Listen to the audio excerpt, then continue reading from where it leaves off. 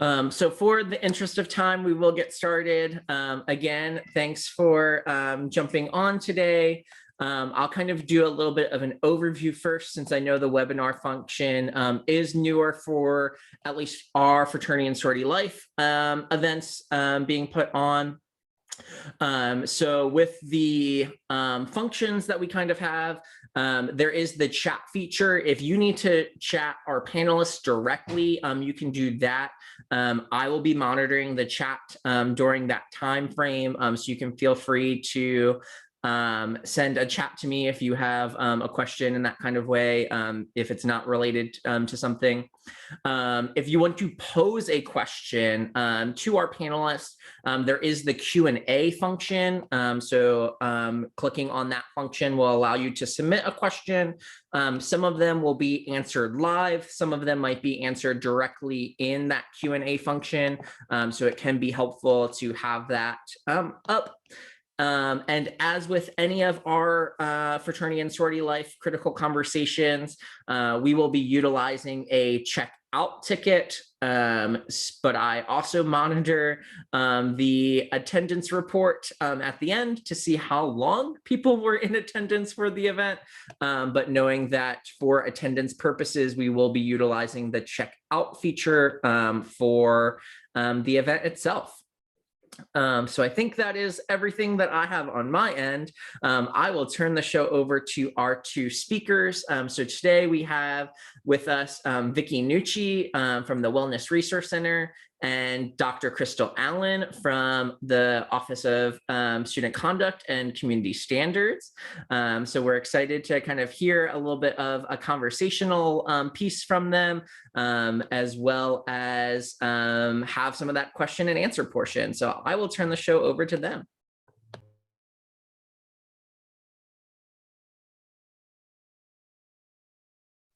Hi, folks. It's nice to be here tonight. My name, like Matt just said, is Vicky Nucci. I am the Alcohol and Other Drugs Prevention Coordinator over at the Wellness Resource Center. And today I'm joined by Dr. Krystal Allen. I'm going to let her introduce herself in a moment. But first, I thought that we could share, Krystal and I, just a little bit about ourselves and why we find ourselves here tonight. So back in the day, I was a founding chapter president of Delta Phi Epsilon sorority. So shout out to all my DPhers in the room. Matt and I actually went to school together way back in the day, which is always a fun little fact that I like to throw into these conversations. But my time as sorority president really informed how I went about my career path and the things that I really care about, especially in regards to supporting the Temple fraternity and sorority life community. I've seen how alcohol and other drugs can interrupt the true mission, vision, and values of our organizations. And I've also seen how alcohol, when done in a really solid, safe, policy-informed way, can foster and help build those connections as well. So I'm here today with Krystal to talk a little bit about how we can use policy to make our spaces safer, and also to just embrace that brotherhood and sisterhood aspect of the organizations that we're in. So I'm going to stop gabbing for a moment and I'm going to let Krystal take it away. Thank you, Vicky. So I am hanging out with my partner in crime for the night with Vicky, and my name is Dr. Krystal Allen, and a Service Associate Director in the Office of Student Conduct and Community Standards. And so I have been an AKA for a long time. I am a member of Alpha Kappa Alpha Sorority Incorporated. And so if there are any oh so sweet and oh so pretty sorors that are on this call, I say greetings to you. I have been in for ages, so I'm not even going to date myself. And I am coming from an undergraduate world and life, and all the way through from being in the South and in the Midwest. So I sort of approach my work like in student conduct and doing this work, and why I was quite ecstatic that Vicky was like, you should hang out with me and let's talk. It's because I value, our brotherhood and sisterhood and what Greek life can do for a community, in particular within college campuses. I think it is so imperative to the experience, as well as I also have seen, firsthand how alcohol and other drugs can disrupt a community and cause harm to the Greek community as a whole. And so I just wanted to be a part. I value Greek life. I think it's so important.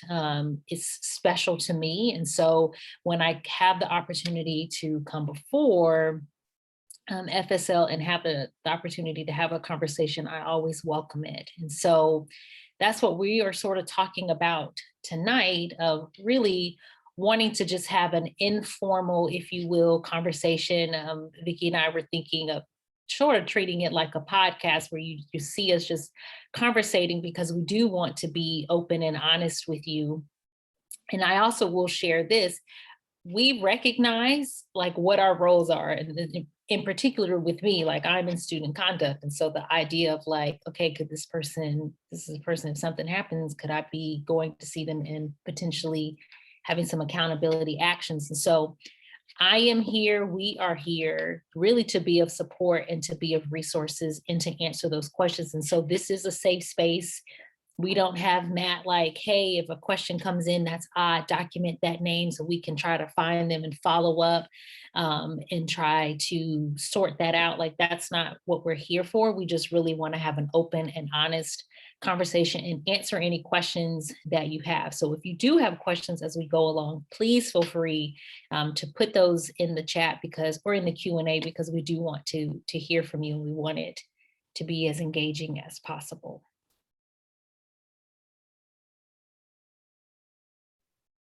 Before we get started, I do have a poll. I'm trying to move through this here, but I am stuck on the bottom of my screen. We have a poll for you. So Krystal, I'm going to let you explain. I'm going to figure out how to launch the poll. Oh, okay. So one of the things, because we're talking about policy, we're talking about alcohol, drugs, and medical amnesty. And so what we want to hear from you is we just want to know, like, what's your familiarity with the alcohol and drugs and medical amnesty policies that the university has? I think Matt has to launch the poll because, oh, thank you. Technology humbles us every day. Oh, I can't see the. Oh, I see it. Wonderful.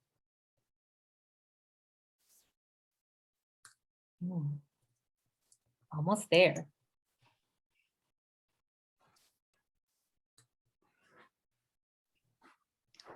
Beautiful.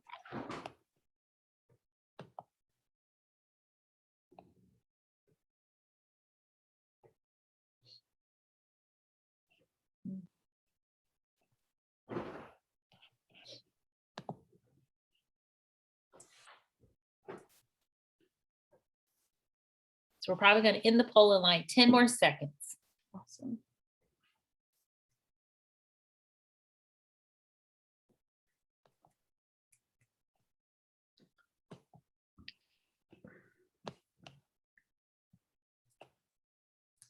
Okay. Vicky, you see it? I just want to make sure. Yes, I can see the results now. Okay, so we're like split.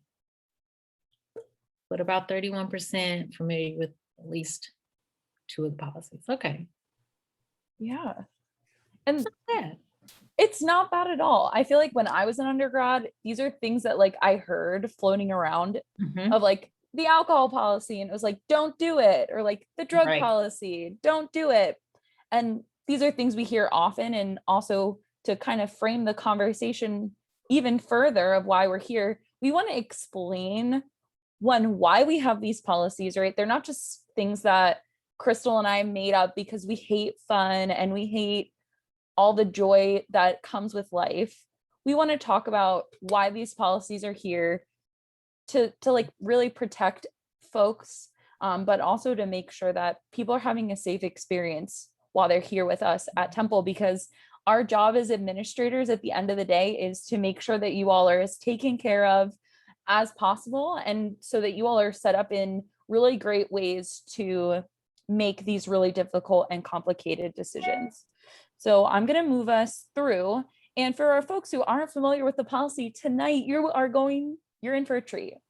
We are going to explain, and we're open to questions. We want questions. We want to know what you all are confused about, what feels weird, what doesn't feel great. This way we can move our organizations forward, right? Like as Krystal is saying, we both really strongly believe in the power of fraternity and sorority. We are proud sorority women, and we want you all to be really proud of this experience too. And we want you to get rid of that stigma, right? That can also come along with being affiliated with one of these organizations. So I'm going to start off, or actually, Krystal, I'm going to let you talk about the alcohol policy, and I can jump in as we move forward. Go ahead. Yeah.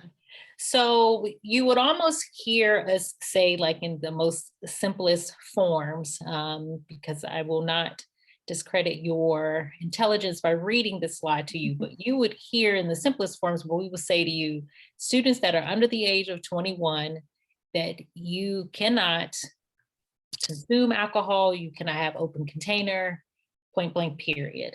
And you can't be in the possession of it, you cannot be publicly intoxicated, all of those things. And then the same as it goes for those who are over the age of 21. If you are over the age of 21, you shouldn't be publicly intoxicated. There should not be public possession, and nor should there be this distribution of alcohol to anyone who was under the age of 21. And so we sort of, when we think about our alcohol policies, some of you may instantly go to like what the sanctions are that are connected to it. And so those are lofty. You can find those in the student conduct code. I won't go there tonight. But in terms of like what the policy is, it's really just focused on if you're 21, you can consume, but it cannot be in open, like if you're in your own home, that's completely fine. Or if you're at another residence or friends or what have you, wherever you are, you can do so. But if you are out in public and you happen to be stopped and you are intoxicated, you could be documented for that, as well as having like the open possession, like open container or what have you, or if it's the distribution. And so that sometimes can get, especially the distribution can get a little wonky, in particular, if you are hosting gatherings or hosting socials or events and you're having others come over. And if you're not monitoring who is in your space and who is consuming alcohol, that can get a little tricky because you could be held accountable if someone is to be documented for alcohol and we learn that this space was coming from this location and you were providing that alcohol to a person who was under the age. Yeah, and to kind of expand this a little bit, right? I feel like when folks are in college, right, we're starting our adult lives. We are 18 years old, right? We're 18, 19, 20, etc. These policies at Temple don't just come out of thin air, right? They're not just made up by Krystal. They're not made up by the president. These are also really great guidelines for the rest of your lives, right? As adults, if I had a party in my apartment where I live and I invited Krystal over and Krystal brought her cousin who was not 21 years old and they left my house, I can still be held responsible for that person's alcohol consumption. And in the same vein, if Krystal came over and got too intoxicated and she was exhibiting signs of alcohol poisoning and I just kicked her to the curb, left her outside, called 911, these are also things that I have to think about, right, as an adult. So if I'm going to host a party, how am I making my space safer? How am I making sure that Krystal and her cousin feel really good in my space, in my presence, in my company? Because these are like our life lessons, right? And it feels very much like, oh, this is just college. This is just my Greek experience. But these are things that we can expand out, right, to when we're adults and when we're all adults here. But when we have apartments and when we like get past graduation. For sure. I think the other thing is that the reality is Vicky and I are not sitting here thinking that if you are under the age of 21 that you may not consume. Absolutely. You may, and we recognize sort of even the culture that surrounds universities, colleges and universities, period, of that we have sort of created this space of like, yeah, this is your time to explore. And part of that exploration is drinking. And so we recognize that some are going to participate. Some who are under the age of 21 are going to drink. And then there are others who may not. And that is okay, either choice that they make. Our biggest thing for us, and even as a university, and we'll sort of get into that when we talk about like the medical amnesty, is that really for us, it's about your safety. We are not trying to preach an amnesty or, an abstinence process.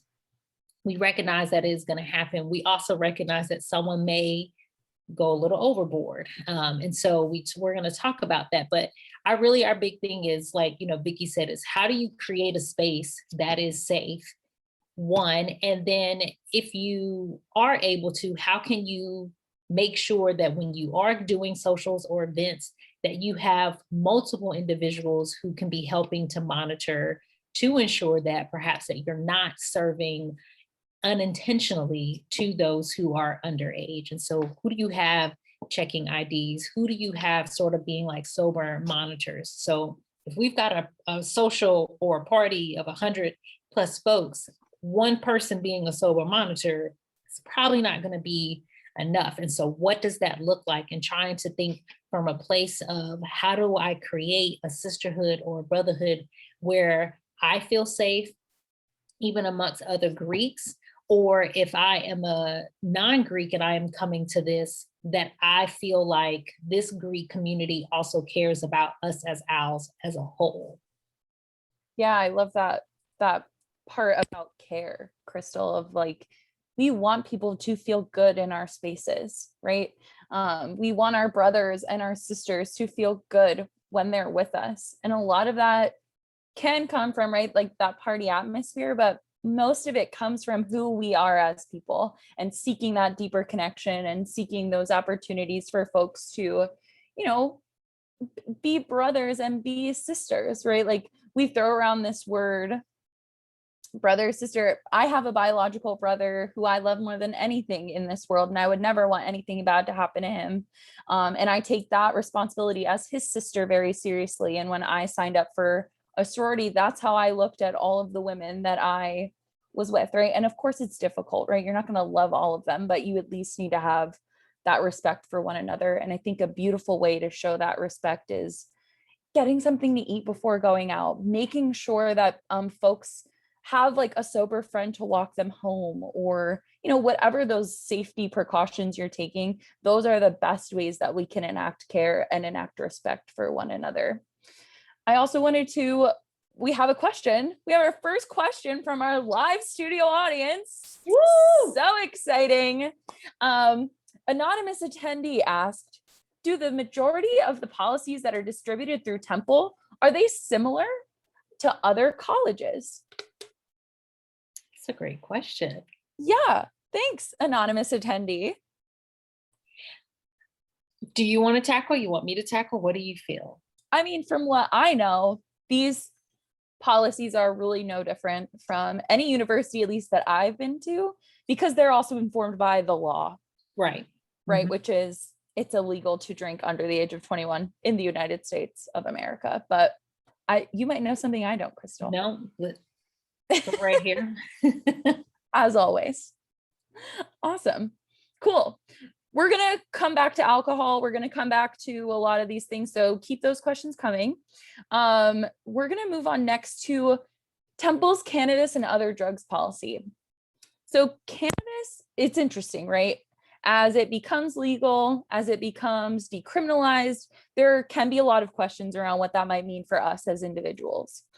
I first want to come to this conversation as a white person, right, who benefits from this system of injustice, right? So I think first, let's think about cannabis reform as a way for us to kind of balance those scales of equity, right? Cannabis law has been used for hundreds of years to imprison and punish folks of color, low income folks as well. So I think first we need to acknowledge why cannabis policy is making these great strides and great gains, because it's not for my white benefit, right? It's not for me now to say, I'm a citizen of New Jersey, I live in New Jersey, I can participate, right? And I can under the law. But it's also important to realize the great strides that we have made. So I just wanted to first start that conversation out by saying that. And if folks have questions about that, it's a great thing to ask, because I'm happy to share a little more. And I'm sure Krystal also is happy to share a little more as well. So in New Jersey, right, we're seeing that the recreational use of cannabis is becoming legal, which means that if you are of a certain age, I can't remember if it's 18 or 21, but I believe it's 21, you are allowed to purchase cannabis and use it recreationally. And New York just passed. Oh, really? Okay, so our folks in New York, here we go. So if you are in those states, it's a-okay, and you are of legal age, it is an okay thing to participate in. When we're in the city of Philadelphia, the laws are different, right? Because we are no longer in New Jersey, we're no longer in New York, we are in the state of Pennsylvania, or the Commonwealth of Pennsylvania, and most importantly, the city of Philadelphia. In Philadelphia, we have what's called decriminalization of cannabis. So this means that cannabis, if you are cited for cannabis up to a certain amount, it's treated kind of like a seatbelt ticket. And that, again, is to stop the over-policing of Black and Brown communities in regards to cannabis use. So again, decriminalization doesn't mean that it's legal. It means that the consequences are far less than they used to be. So you would be cited by the police. They might take whatever cannabis you have, but you can't have, I believe I can't remember, but you can't have like an exorbitant amount where they could say you have an intention to sell or distribute. So that's the city of Philadelphia policy. And now what supersedes it all, because we are Temple community members, we are on Temple's campus, when we're on Temple's campus, is Temple's policy. And that is cannabis is not allowed on campus grounds, including within the residence halls. And then also, as other drugs are illegal in all states except for Oregon, which we're going to see some really cool public health policy around that, hopefully soon. So all drugs are illegal, and that's where we stand on that. And then I'm gonna let Krystal say what. Do you have anything to add? Yeah, well, one of our excellent attendees shared that it's up to 32 grams. Awesome, thank you. So thank you for that. And I think as a university, even really with all drugs, we try our best to treat the experience or the situation very similar to alcohol if something were to happen. And so for us, it's a matter of what was going on. You have this possession. And so let's say if you're in possession, like for the university, what we're looking at is, was this that you were we sometimes will get where it's like a student is hiding behind one of the campus buildings and maybe they're smoking. It is not the intent of the university to be like, let's come down, let's suspend them, or let's kick them off campus. Like, that's not where we are, but it's very similar to alcohol of like, let's have a conversation. And they're similar in nature of the sanctions that are associated with alcohol, very similar when it comes to cannabis and other drugs as well. Everything is always situational. So our biggest thing is that, same as with alcohol, we recognize that some of our students are going to explore. And it is not us trying to cause additional harm or do any of those things, but we really want to have a conversation about what this looks like. And always remembering that some of these things are situational.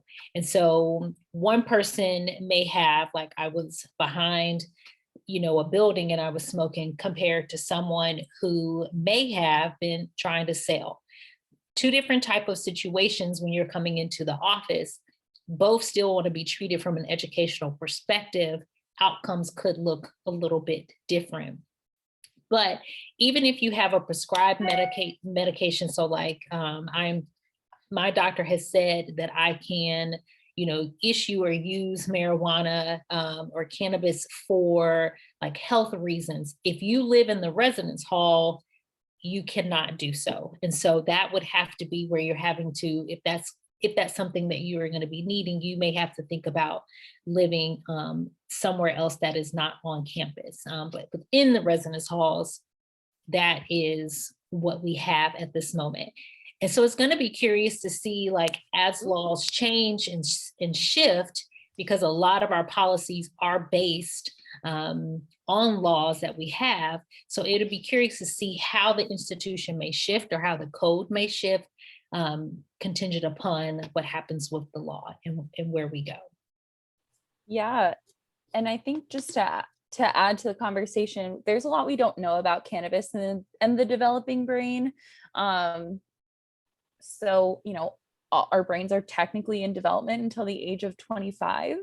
And whenever we introduce any substance into those neural pathways, we greatly shape how folks are going to be when they're older, right? So while we're getting a lot of messages that cannabis is okay, cannabis is becoming legal, we want to be critical consumers, right? I can think back to when I was learning about like cigarettes, right? There was a time where folks were like, cigarettes are cool, cigarettes are good, it's fine, there are no consequences. I feel like we're kind of in a similar state with cannabis, right? It's like, it's new, it's money, revenue generating, it's tax generating for states. So we want to be really conscious and really critical when we see these things about cannabis, and it having no side effects and it being totally a-okay, because nothing comes without side effects, right? Mm-hmm. The other thing I hear a lot when I talk with students about cannabis is that it's natural and it's totally natural in nature and all, which is great.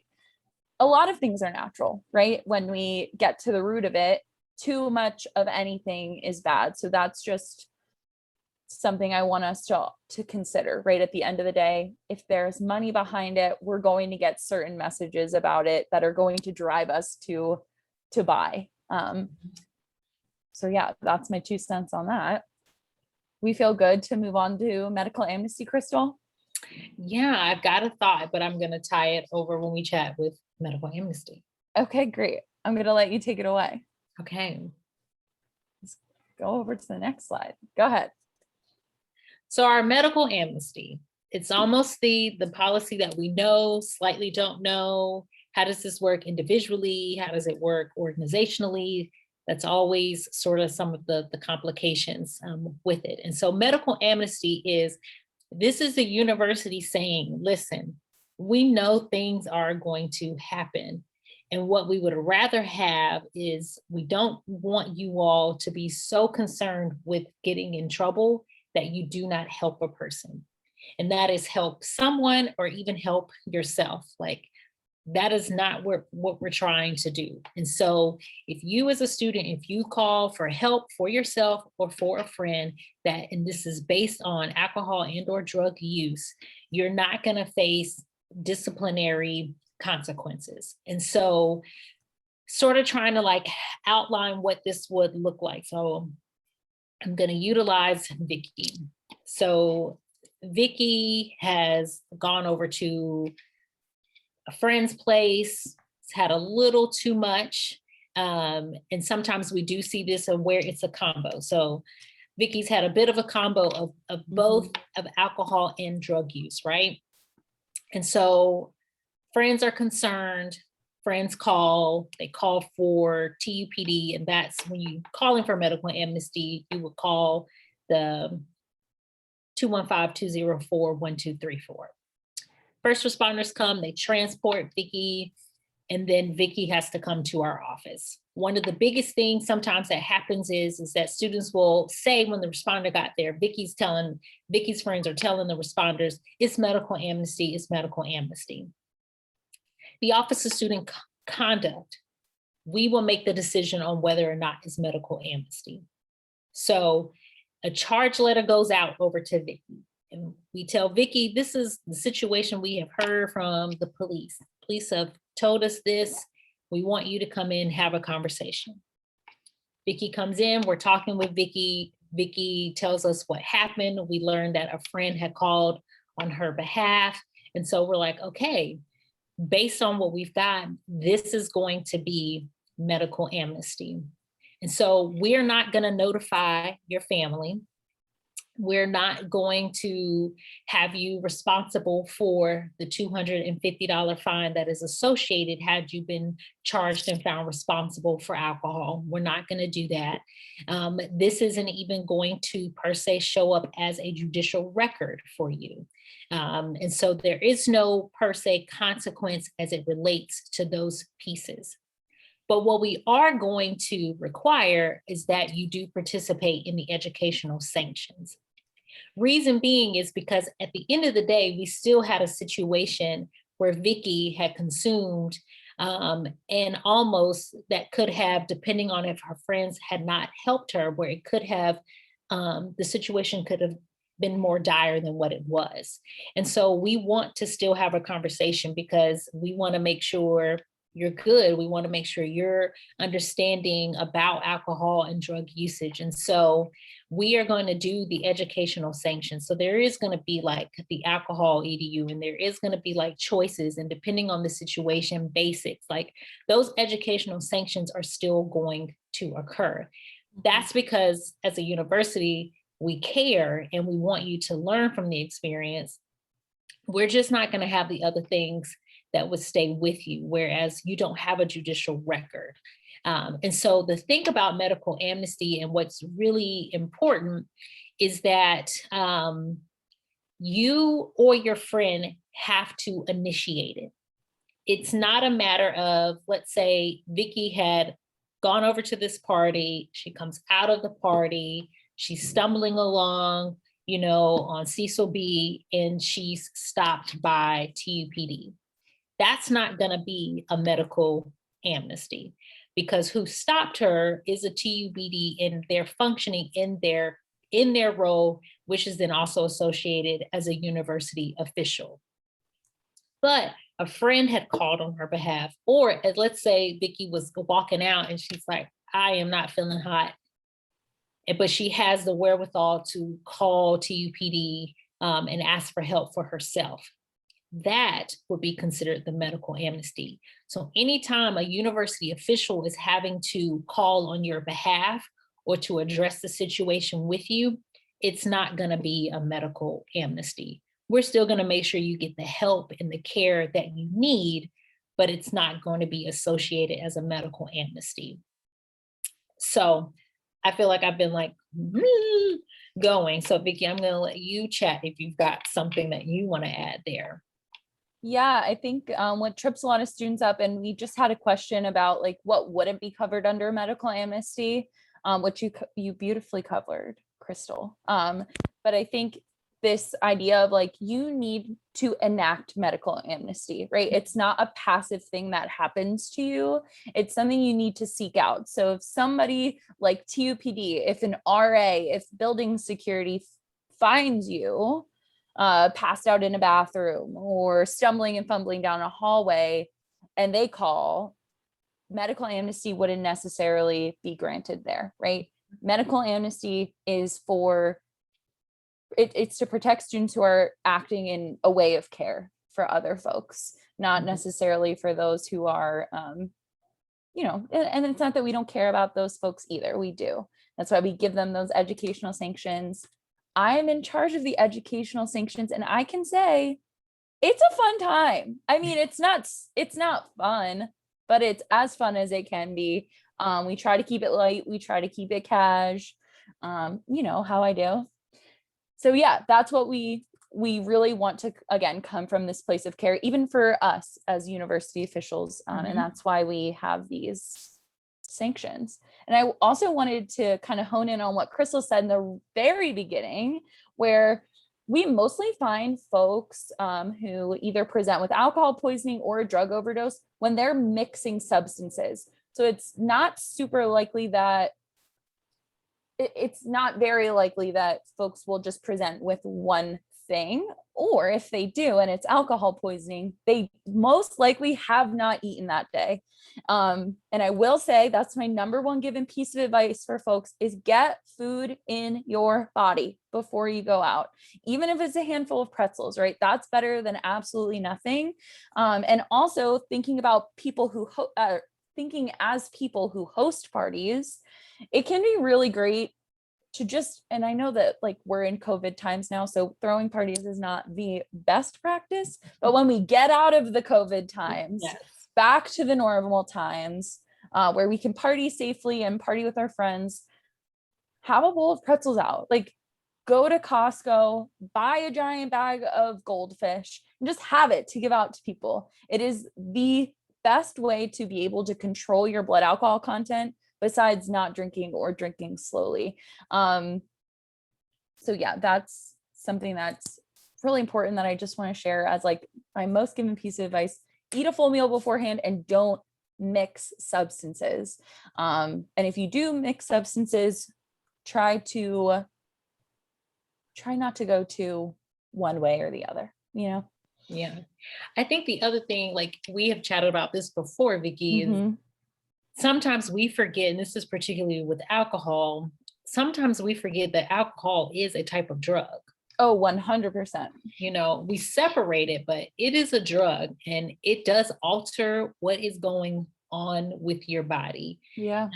And if you are not careful, alcohol will win and put you in some situations where you're like, how did I get here?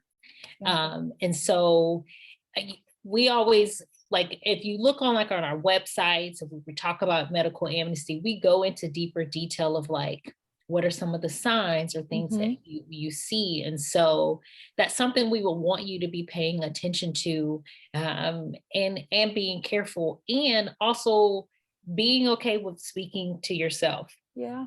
I talk to myself, and sometimes I have beverages, and I will have a beverage and I'm like, this is it.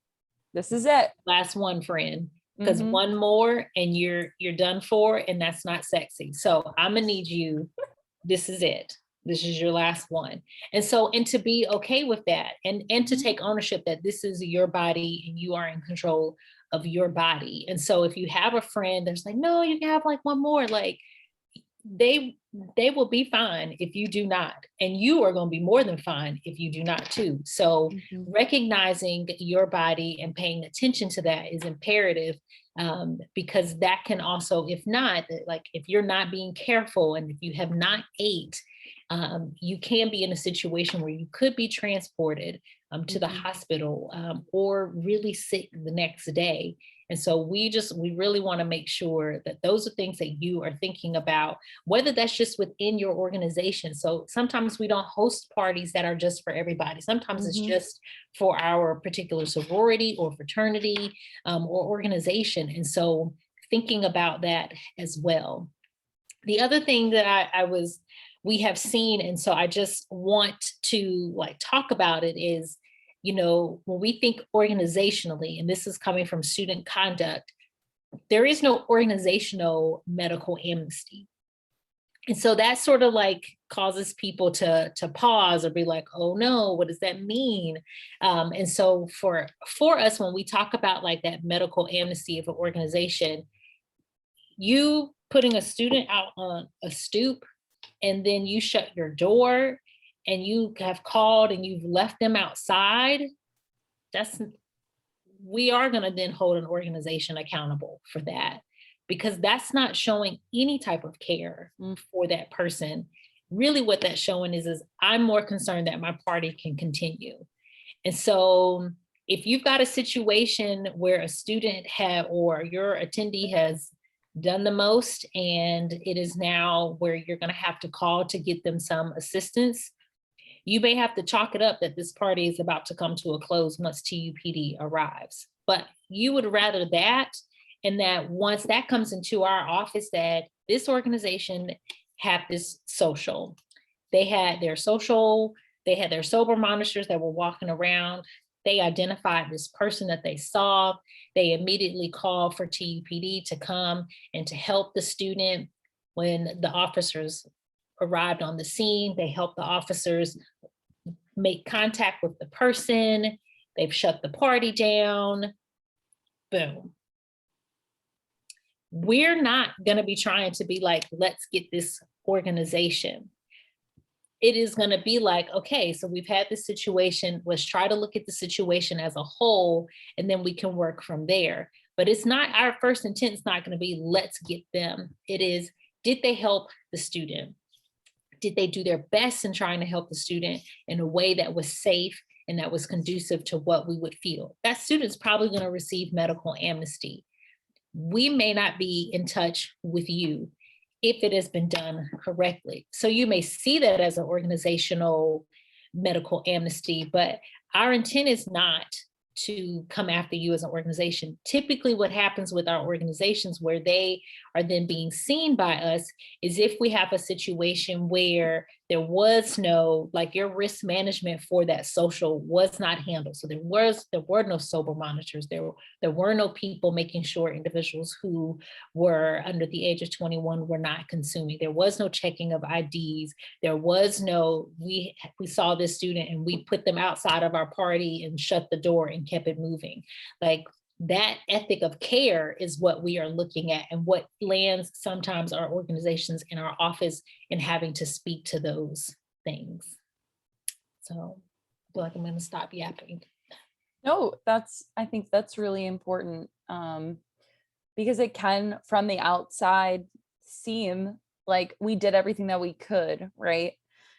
And yeah, maybe you tried, but we really want folks to be centering that person who needs help. Like imagine if it was, we talk a lot in our office about like treating yourself or treating others like you would treat your best friend, right? Like if it was my best friend and somebody kicked her out on the curb, I'd be pissed. I'd be furious. Like, and I think we all can think about that one person in our lives, or even if that person's ourselves, that if that happened to us, we'd be upset. And it wouldn't be a shining star on our orgs, right? Right. Yeah. And that was the other thing I was thinking about, is that what does that say about your brotherhood or your sisterhood? Absolutely. That we would have this occur. And so even thinking about like your brotherhood and sisterhood extends beyond just who is in your org. But that particularly if you are hosting something, you're opening up the doors for everyone to participate, then that means you're extending your sisterhood and your brotherhood to those, whether they are in other organizations or not. You're extending that. And so you're wanting to show what that means and how you live that out and how you value that. And if you don't want other people in that circle, cut it. They don't need to be, right? Like, I think that's also something that's really important is, yeah, our reputation as the party sorority or the party fraternity might seem really important right now. And it can be important. And also it's a huge risk to the organization, right? And something else I wanted to mention that's kind of connected, but it's going to leave my brain if I don't say it. We talk about medical amnesty. We talk about the signs of alcohol poisoning so much that it seems annoying and it seems repetitive. And you're like, can you guys just not do this? It's annoying. I don't want to hear it. It'll never happen. And I think about the 2 hazing related incidents that have just occurred, right? The hazing related deaths that have just occurred. Folks were not prepared for that situation. And I don't know if you're ever really truly prepared for that situation, but it's our duty as folks who represent the university to tell you the signs of alcohol poisoning and the phone number to call until we're blue in the face. Because it's important. And because it's your lives in our hands, your lives are in each other's hands. It's cliche. It might seem dramatic, but at the end of the day, it's the truth. And we don't want that here. We don't want that to happen to any of you. We don't want that to happen to anybody, but we want you to know that you need to call TUPD. Their phone number is 215-204-1234. The signs of alcohol poisoning are unconsciousness, vomiting, cold, clammy, pale blue skin, seizures, intense confusion, any one of those things, right? These are important things to know. Mhm. Yeah. And if I could just add to that, Vicky, like one of those hazing incidents was at my alma mater. Yeah. And so, I still have connections there, and I like talk to a lot of my colleagues that are there. And it's for those students who had to see that Mhm. and experience that, that's trauma for the Absolutely. rest of their life, right? And so for us, and like I'm like chatting with you, but also speaking out to our attendees, for us, that's not something we are trying to have you all experience. Absolutely. So we are gonna say it until you are beyond annoyed with Yeah. us. Because the reality is that's not a trauma that we're trying to have you all experience. And Mhm. every single one of us always has the notion of this would never happen to me. This would never happen to us. But the reality is, yes, it can. And so when that situation happened at my alma mater, I was like, no way, not my school, not my school, but yes, way, my school. And Mhm. so that could happen here at Temple. And we have experienced things based around alcohol prior to us being here where students have not made it. And that's not what we're trying to have for you all. We want you to have a beautiful college experience, even in the midst of COVID times.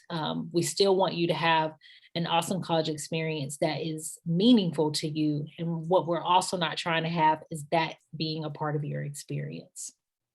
Absolutely. Yeah. We do have a question again from our live studio audience. What happens when Philadelphia police are involved instead of Temple University police? For sure. So typically what happens is if Philadelphia police respond, almost without fail, they send that report over to TUPD. Now, I will say this because I have seen this experience.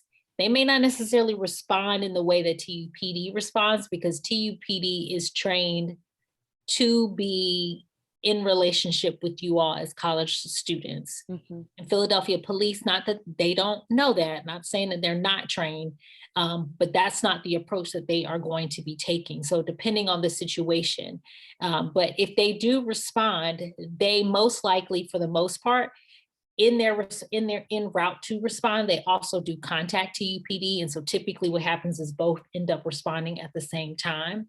And if TUPD is not there, when they finish up their report and clear the scene, they then send that information over to TUPD. Awesome. We have but 9 minutes left. I know. Which I can't believe. I know. I hope you all have enjoyed and have at least felt that this has been like a relaxed environment. And we do want to answer your questions, honestly, even if it's in a hypothetical way. So this is your space and feel free. Another question, Krystal. Are students required to be breathalyzed when medical amnesty is called? You are not. No. No. Typically, even if it's not a medical amnesty, and it's just your typical alcohol, or if it's a drug, they do not do a breathalyzer. So for them, what they're looking at is they're looking at the signs of which, like Vicky was talking about. And so they may share of like how the student had slurred speech that they were trying to ask the student. They'll ask you a certain questions because they are sort of trained in EMS before medics get there. So they ask certain questions to try to see where you are. And then when medics do arrive, if it's determined that they're either going to be transporting you or if they're going to clear the scene and you're allowed to stay. For the most part, and Vicky, you can correct me if I'm wrong, typically most of our medical amnesties, they have majority of them are also connected to a transport in some type of way. Yeah, most of the students I talked to, at least.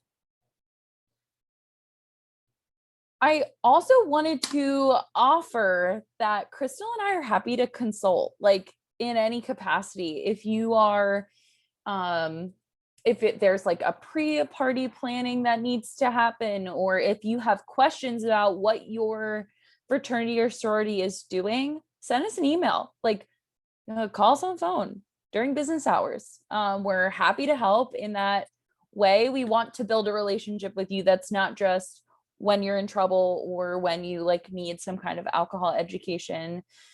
Because again, Krystal and I have busy lives, maybe not as busy now because COVID times, but we are not robots, right? Like they don't just plug us in to our office and we just like are scanning constantly for the bad things. We're people, we want to have fun, we want to chat with you, and we want to make your community safer. And we know a thing or two. Just like one thing or two, or two. And I'm going to put this out there for both of us. Vicky might be like, that's fine. But if you've got programs that you want to see us at, and because we are here to support you. So it's not just that we can only come before you if it's a matter of like a student conduct or around alcohol and other drugs. If there's an event that you're like, I would really love to have them there and support, like, let us know. We will make our way. Now, if it's too late, because I'm old, if it's too late, I might be like, okay, well, be blessed. But I will, if it's well enough in advance and I know about it, I think I can speak for both of us, we will be in attendance. We will come. Absolutely. We're not coming to your parties. No. But we'll come to anything else. No. We're both a ton of fun, but not in that way anymore, at least. So I do have a question. I guess when it comes to cannabis use, in that we understand on the federal level, alcohol has regulations, right? So what if we go to a dispensary with cannabis? What does that kind of look like regulation wise, to your knowledge, and what those effects kind of look like? Great question, Matt. So haven't been in a dispensary, so I'm not sure what that whole situation looks like, but I can say that because alcohol is federally regulated, that means that there are more rules around what kind of alcohol is allowed to be sold, and in turn how alcohol can be consumed by us as people. When we have looser laws, as we do with cannabis, right, because it's not federally mandated or regulated, it's state regulated, it gets a little weird, a little hairy, a little scary, because again, there's no potency limits, which means there are upwards of 10 times the amount of THC that could or should be in a product. There's also no real regulation around how much you can buy, like in certain quantities. So like when I go over to the liquor store in my neighborhood, right, I can buy at max or I think when you go to Wegmans, right, you can only buy 2 bottles of wine at 25 ounces. There are, as we learn about cannabis and its effects and THC and potency limits, these things will come. But for now, we don't necessarily have those things. So like we can tell you about alcohol, one standard drink is XYZ thing, or, stick to 1 standard drink per hour. With cannabis, we don't really have those kinds of harm reduction. We just don't have that knowledge yet. What I can say is that smoking cannabis or smoking THC is going to affect us faster than if we were to digest something. So if we were to take an edible. Edibles take about 2 hours to have felt effects. So you don't want to be taking an edible, not really feeling it right away, and then taking more, because then it's just going to hit you all at once. And again, we don't want to necessarily mix substances, right? Like Krystal was saying, that is going to increase our risk for alcohol poisoning and a potential overdose.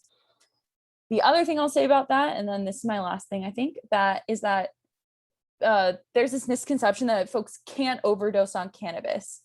And while you can't technically overdose like you could on alcohol or something like heroin, you can induce seizures, you can induce anxiety attacks, you can induce just some other not so great side effects. And again, it's not as comparable as like an alcohol poisoning or any other kind of overdose, but you can experience some of those more severe consequences with THC. Does that answer your question, Matt? Yes. I also think we do have some other questions in the Q&A, but also understanding, like, you might understand in a package maybe of gummies, let's say, maybe how much is in that, but even from gummy to gummy, that potency might be different, just to kind of clarify in kind of way. It's like when you eat a bag of chips, right? Like sometimes there's 17 grams in that bag of chips. Sometimes it's 15, sometimes it's 20. Again, it's all an approximation, and we don't know what the recommended dose of THC or CBD is. And CBD and THC are also two different things. Yes, cannabis dispensaries do tell you how much THC and CBD are in their products, which is great. And again, if we don't have a standardized amount, it's difficult to know how much of that THC is too much until it's a personal experience, right? Where you're having more of those negative consequences associated with THC. Do I think recreational use will be good for PA? It's a difficult question to answer because from a social justice perspective, sure. From a tax revenue generating perspective, sure. Yep. And from like a health educator standpoint, we're not sure what the long-term effects of cannabis are. Again, just because folks are marketing it as safe and natural doesn't necessarily mean that it is. So I will keep my political opinions out of that question. I would concur.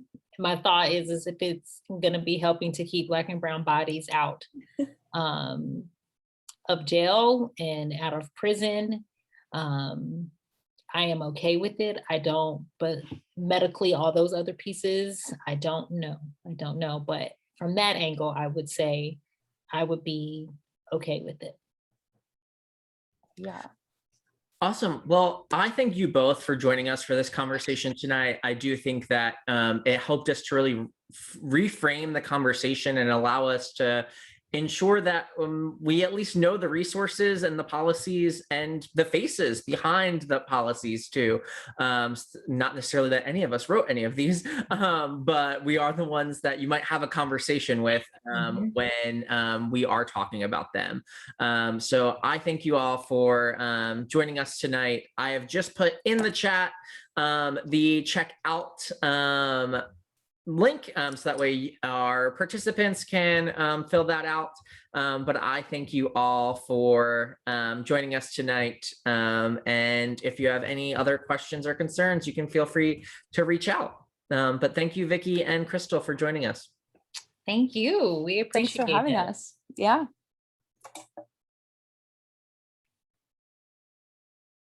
I will just give it some time, as I'm sure people are taking their time filling out the survey, but I will stop the recording.